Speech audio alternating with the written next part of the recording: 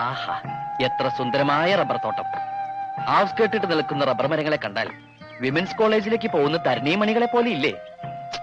പക്ഷെ എന്ത് ചെയ്യാം, റബ്ബറിന്റെ വില ഇടിഞ്ഞിടിഞ്ഞിടിഞ്ഞ് പാതാളത്തിലെ മാവേലിക്കും താഴെയായി. മാവേലി ഞങ്ങൾ തന്നെ പണമായിട്ട് എന്താ ബന്ധം? അതെ, പണം. പണമാണല്ലോ പ്രശ്നം. ഈ തോട്ടം ലീസിനെടുത്തപ്പോ ഞാൻ വിചാരിച്ചില്ല പണത്തിന്റെ മൂല്യം റബ്ബറിനേക്കാളും താഴുവെന്ന്. എന്റെ പൊന്നു സ്നേഹിതന്മാരെ, പരമ നഷ്ടമായിരുന്നു ഈ കച്ചവടവും. അതൊന്നും ഞങ്ങൾക്കറിയണ്ട. ഞങ്ങൾക്ക് തരാനുള്ള കാശ് ഇന്ന് തരാന്നാ പറഞ്ഞത്. ഇന്ന് തന്നില്ലെങ്കിൽ നിന്റെ അണപ്പല് ഞാൻ തെറിപ്പിക്കും. എന്നാ പിന്നെ ഈ വലത്തെ അണപ്പല് തെറിപ്പിക്കാൻ പറയൂ. ഞാനത് പറപ്പിക്കാൻ വെച്ചിരിക്കുക. കാശ് വെച്ചിട്ട് സംസാരിക്കണം. ചേട്ടൻ കൈവിട്, കാശ് ഞാൻ തരാം. എന്റെ ഗതികേട് കൊണ്ടാവും ഈ മൽബറി തോട്ടം ഇങ്ങനെ ആയി പോയത്. ഈ മൽബറിയിൽ പട്ടുനൂൽ പുഴുക്കളെ വളർത്തി അവയെ പുഴുങ്ങി പട്ടുനൂലുണ്ടാക്കി കയറ്റി അയച്ച് നിങ്ങളുടെയൊക്കെ കാശ് തിരിച്ചു തരണോന്നാ ഞാൻ മനസ്സുകൊണ്ട് ആഗ്രഹിച്ചത്. എന്നിട്ട് ഇപ്പൊ എന്തായിന്നാ പറയണേ? അതിനേക്കാളും വലിയ പുഴുക്കൾ വന്ന് ഈ ചെടിയിൽ നിന്ന് ആ പുഴുക്കളെ നിന്ന് എന്റെ കയറ്റുമതി സ്വപ്നമാകെ തകർത്തു. ഇനിയിപ്പൊ നിങ്ങളെ ബസ് കയറ്റി വിടാൻ എനിക്ക് നിവൃത്തിയുള്ളൂ. ഞങ്ങളോട് വാങ്ങിയ കാശ് നീ ഇന്ന് 5 മണിക്കാൻ തരാന്ന് സത്യം ചെയ്ത് പറഞ്ഞതല്ലടാ മൽബറി. അതിന് തെറി പറയരുത്. 5 അല്ല 6 മണി എന്നാ പറഞ്ഞ. 6 മണി അല്ല 5 മണിന്നാ നീ പറഞ്ഞ്. ശരി, 5 എങ്കിൽ 5. ലേറ്റ് ആവരുത്. എന്തായാലും ഒരു 15 മിനിറ്റ് മുമ്പെത്തിക്കോളൂ. ആ പിന്നെ സ്ഥലം എവിടെയെന്നറിയോ? കടലിലേക്ക് നീണ്ടെടുക്കുന്ന പാലം. കടൽപ്പാലം.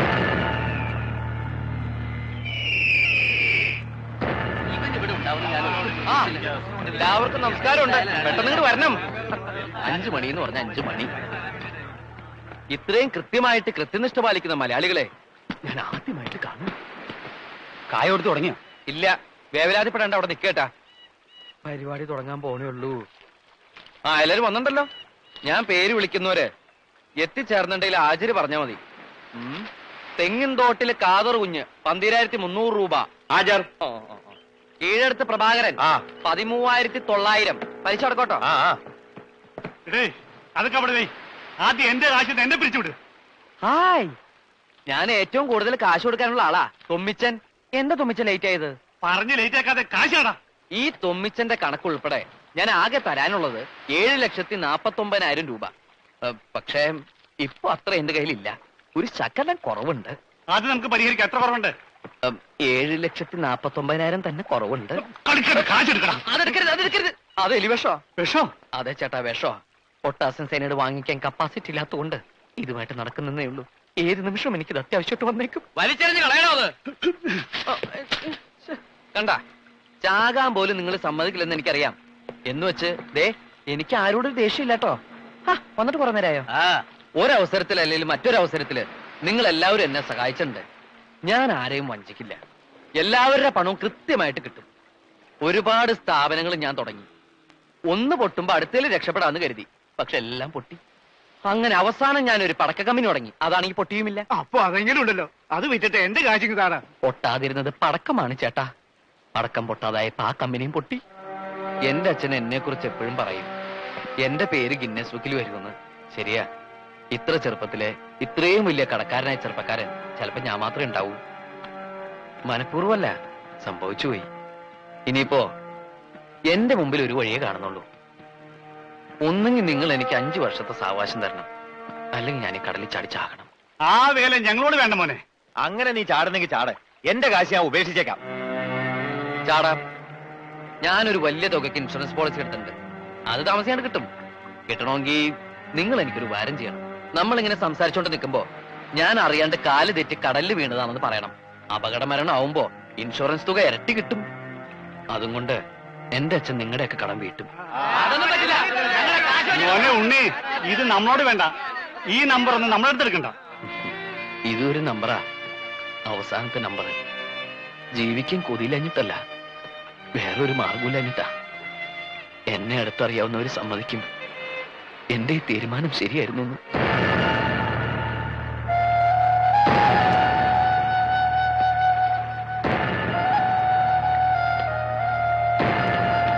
ഉണ്ണി,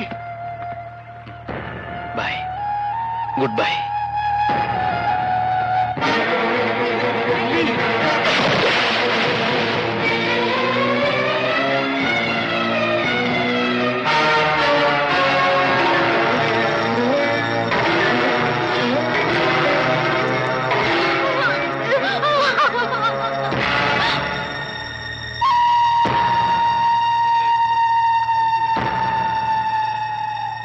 അച്ഛാ, ആരോ കാണാൻ വന്നിരിക്കണു. ഇപ്പൊ ഒരു മാർക്കിടുക. എന്താടോ? ഞങ്ങള് മാഷെ കാണാൻ വന്നതല്ല, ഉണ്ണിയെ കാണാൻ വന്നതാ. അതെ, എന്നെ കാണാൻ വന്നതാ. അച്ഛനെ കൂടി കാണിക്കാന്ന് വിചാരിച്ചു വിളിച്ചതാ. ഞാനെന്താ അഭ്യാസം പഠിച്ച കുരങ്ങോ മറ്റോ ആണ് വരുന്നവരെയും പോകുന്നവരൊക്കെ വിളിച്ച് കാണിക്കാൻ? അയ്യോ, അച്ഛൻ ഇയാൾ അറിയില്ലേ? നമ്മുടെ പെരുമ്പോട്ടയിലെ സെൽവൻ. ആ, ചെമ്മീൻ കെട്ട് നഷ്ടത്തിലായപ്പോ ഈ സെൽവൻ എന്നെ സഹായിച്ചത്. പലിശ അടക്കം 10,40,000 ചില ഉറുപ്പിക ഞാൻ ഇയാൾക്ക് കൊടുക്കാനുണ്ട്. അവധി പറഞ്ഞ് ഞാൻ മടുത്തു. ഇപ്പൊ ഇയാൾക്കെന്നെ തീരെ വിശ്വാസമില്ലാണ്ടായിരിക്കണു. അച്ഛൻ ഇപ്പൊ കാശ് കൊടുക്കണ്ട, ഒരവധി പറഞ്ഞാ മതി, അയാൾ സമ്മതിക്കും. ഒരവധി പറയാനും കൃത്യമായിട്ട് മുങ്ങാനും നിന്റെ അത്രയും കഴിവ് എനിക്കില്ലടാ മോനെ. അത് ഇയാൾക്കും അറിയാം. അതുകൊണ്ടല്ലേ അച്ഛൻ പറഞ്ഞാ സമ്മതിക്കാന്ന് പറഞ്ഞത്. അച്ഛൻ എന്നെ ഒന്ന് സഹായിക്കണം, അല്ലെങ്കിൽ ഞാൻ തൂങ്ങിച്ചാവേണ്ടി വരും.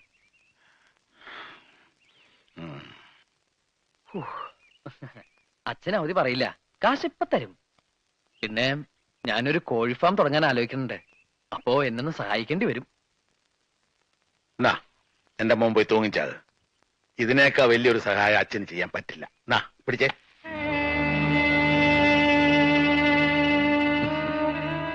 നിനക്ക് താഴെ 2 പെൺകുട്ടികളുണ്ടെന്നുള്ളത് ഓർക്കാതെ കയ്യിലുള്ളതും കൂടി ഞാൻ നിനക്ക് വേണ്ടി ചെലവാക്കിയത്. എന്തിനാ? ഒരു കരപറ്റി കാണാൻ. എന്നിട്ടിപ്പൊ നാട് മുഴുവൻ കടുവാക്കി മനുഷ്യന് പുറത്തിറങ്ങി നടക്കാൻ വയ്യാണ്ടായില്ലേ? ഇപ്പൊ വീട്ടിലിരിക്കാൻ വയ്യാണ്ടായി. ഒന്നിനും കഴിവില്ല നീ പറഞ്ഞില്ലേ തൂങ്ങിച്ചാവുമെന്ന്? അത് തന്നെയാ ശരി. അതിന് 100-ൽ 100 മാർക്ക്.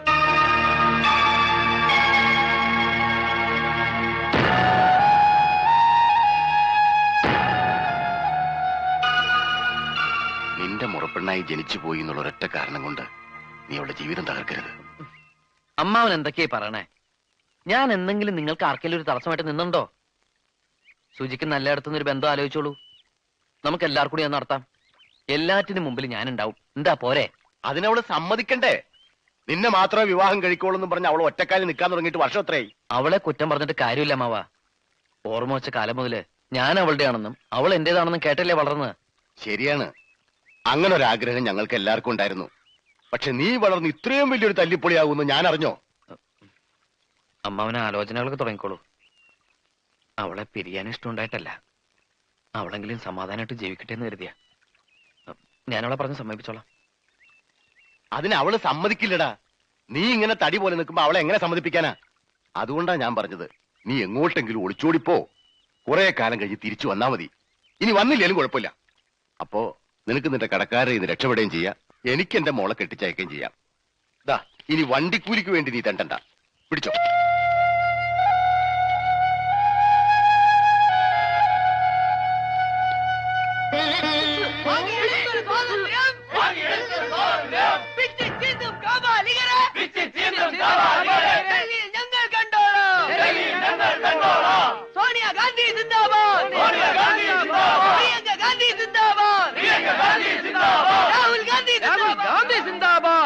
എന്താ ജാഥയിലൊക്കെ ഉണ്ണിട്ട് രാഷ്ട്രീയ പ്രവർത്തനം തുടങ്ങിയോ? ഏയ്, രാഷ്ട്രീയ പ്രവർത്തനമൊന്നുമല്ല.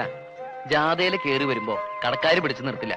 രാവിലെ BJP-ക്കാരുടെ ജാഥയിൽ കയറി വന്നാ അവരാ പോസ്റ്റ് ഓഫീസിന്റെ അവിടെ എത്തിയപ്പോ കിഴക്കോട്ടേക്ക് ഒറ്റ തിരിച്ചില്ല. പിന്നെ ഈ ജാഥ പറഞ്ഞവര് വെയിറ്റ് ചെയ്തു. അതാ ലേറ്റ് ആയത്. ഇങ്ങനെ എല്ലാവരുടെയും ജാഥക്കാരെ ഇറങ്ങിയാ അവരെല്ലാം പറയില്ലേ? പറയും. അവര് പറഞ്ഞൊക്കെ ഞാനും ഏറ്റു പറയും. ഈ ഉണ്ണിയേടന്റെ ഒരു കാര്യം. വാ, എന്താ അങ്ങോട്ട് പോണേ? വീട്ടിലേക്ക് ഇപ്പൊ പോണ്ട. എനിക്ക് നിന്നോട് കുറച്ച് സംസാരിക്കാനുണ്ട്. വാ. എന്താ ഇപ്പൊ ഇങ്ങനെയൊക്കെ പറയണേ? മനസ്സിൽ നന്മ മാത്രമുള്ള കുട്ടിയാ നീ. നിന്നെ പിരിയാന്ന് പറയുമ്പോ ഈ എന്നെ തന്നെ കീറി മുറിക്കുന്ന പോലെ എനിക്ക്. ഇപ്പൊ നീയും എനിക്ക് നഷ്ടപ്പെടണം. അതാവും വിധി. ഈ നഷ്ടവും ഞാൻ സഹിച്ചേ പറ്റൂ. ഇങ്ങനെ വേണ്ടാത്തൊന്നും ചിന്തിക്കണ്ട. കല്യാണം എന്നൊക്കെ പറഞ്ഞ് ഞാൻ ഉണ്ണിയേട്ടനെ ബുദ്ധിമുട്ടിക്കുന്നുണ്ടോ?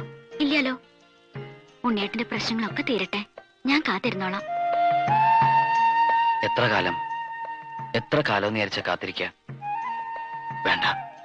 എന്നായാലും എപ്പോഴായാലും നമ്മൾ ഒരുമിച്ചൊരു ജീവിതം ഉണ്ടാവുമല്ലോ, അത് മതി എനിക്ക്. ഇല്ല, അതുണ്ടാവില്ല. ഒരു മൺതരിയെ പോലും താങ്ങാനുള്ള ശക്തി എനിക്കില്ല ഇപ്പോ. ഈ അവസ്ഥയില് നീ എനിക്കൊരു ഭാരമാണ്. ഒഴിഞ്ഞു പോയേ പറ്റൂ. നീ വേഗം പൊക്കോ. ഈ ജാഥ കഴിഞ്ഞാൽ പിന്നെ വീടിന്റെ അടുത്തേക്ക് വേറൊരു ജാഥ ഇല്ല. ഇത് ലാസ്റ്റ് ജാഥയാ. തോറ്റ ചരിത്രം കേട്ടിട്ടില്ല, തോറ്റിട്ടില്ല, തോറ്റിട്ടില്ല, തോറ്റ ചരിത്രം കേട്ടിട്ടില്ല, തോറ്റിട്ടില്ല, തോറ്റ ചരിത്രം കേട്ടിട്ടില്ല. ചെങ്കൊടിയാണ് കട്ടായം, ചെങ്കൊടി സമരം, തോറ്റ ചരിത്രം കേട്ടിട്ടില്ല. മുതലാളിത്തം തൊലയട്ടെ, മുതലാളിത്തം തൊലയട്ടെ, മുതലാളിത്തം തൊലയട്ടെ, മുതലാളിത്തം തൊലയട്ടെ. ഈ ഗുലാബ് ഒരാഴ്ചത്തേക്കുള്ള റേഷനെങ്കിലും നീ ഈ കുടുംബത്തെ എത്തിച്ചിട്ടുണ്ടോടാ?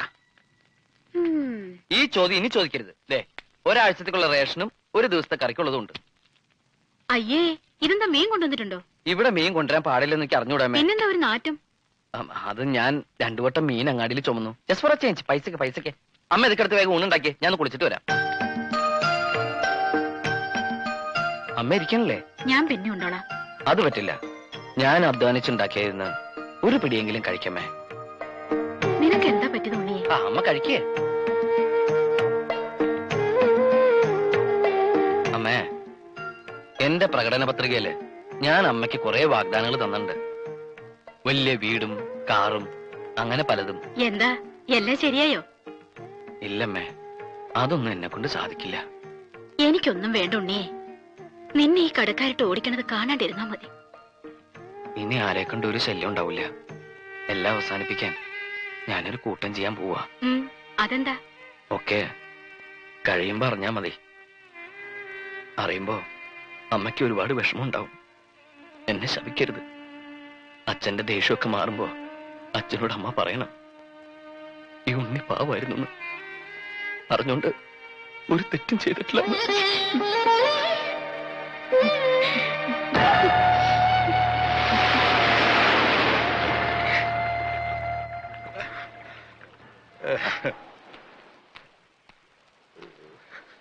മാഷ വീട്ടിലേക്ക് കൊണ്ടുപോയിക്കോളൂ. ബോട്ടുകാരൊക്കെ തിരച്ചിൽ നിർത്തി. പതിവില്ലാതെ നല്ല അടിയൊഴുക്കുണ്ടായിരുന്നു. അതുകൊണ്ട് ബോഡി ഉടനെ കിട്ടുമെന്ന് തോന്നുന്നില്ല.